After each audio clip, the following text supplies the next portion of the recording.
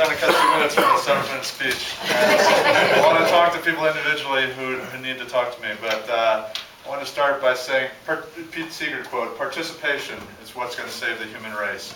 I know you understand that. That's what you did to get Daniel Kagan elected and bring Michael Bennet into the Senate on his coattails, and that's why you're here today. I learned that lesson in school, studying the Holocaust and learning that standing on the sidelines and not taking responsibility is tantamount to the worst criminal offense you can commit. I addressed it even earlier in 5th grade in my first newspaper story, an editorial on littering and citizenship. And I made the case that first-class citizens don't litter, and more so, when they see litter, they pick it up.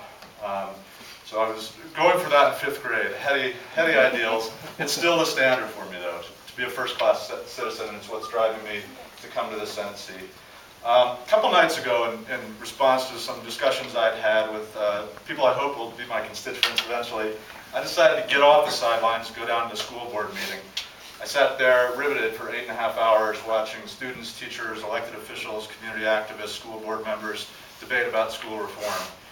I heard 5 hours of testimony, and I was inspired by the students from Montbello High School who were demonstrating efforts to take control of their education and save their neighborhood school.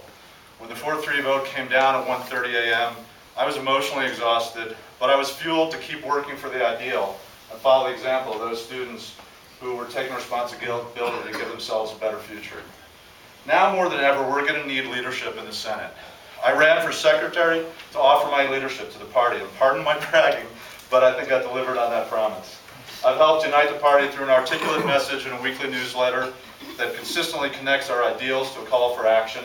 I've used the website to provide tools for activism and organizing. I've led canvases on everything from the Recovery Act to health reform.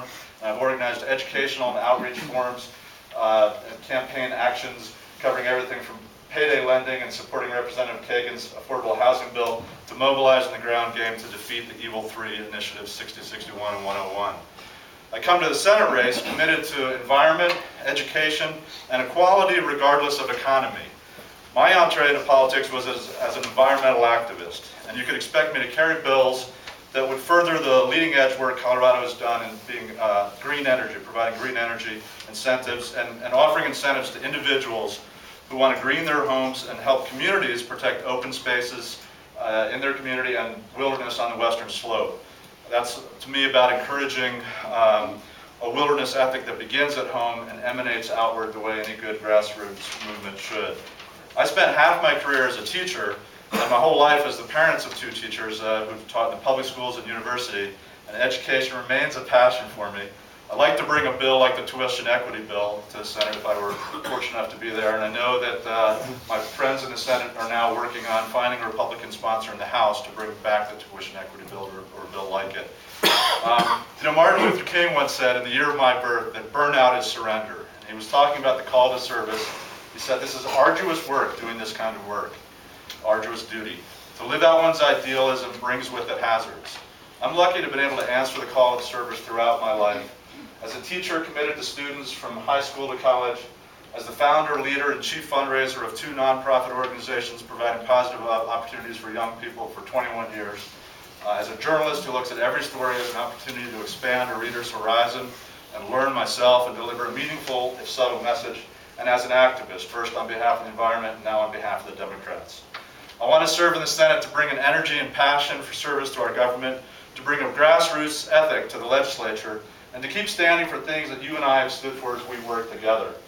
I hear complaints about Democrats and everything they have done wrong the last 2 years, but I discovered when I immersed myself in the party that we are they. We have to take responsibility. We make choices. We act. We're Democrats. If they are doing something wrong, talk to me. A voter asked me a question last week about how I could solve the mortgage and foreclosure crisis as a legislature. I didn't know the answer, but thanks to my work with the Denver Dems, I know where to find it. I called a Denver Dem in H25, who's a mortgage and foreclosure counselor, put the voter in touch with him. They've talked a few times in the past week, and this voter is on a path to saving a home. There's another voter I want to talk about. A few days ago, he asked me about the parts of the district that are more isolated and underrepresented, and thinking we have to kind of let them slide. I said, no, Those isolated, uninvolved, underrepresented parts of the district are exactly the people I'm most concerned about and most eager to serve as your state senator. When I started work as an environmental activist, I had a perspective I'm sure is familiar to you. I thought I want to speak for the trees have no voice. I have a personal ethic. My character, my values are about giving voice to the voiceless, about being a part of a society that cares most about its least powerful, that acts first for its most vulnerable. That's one I want to take to the Senate on your behalf. I hope I can get your support. Thank you.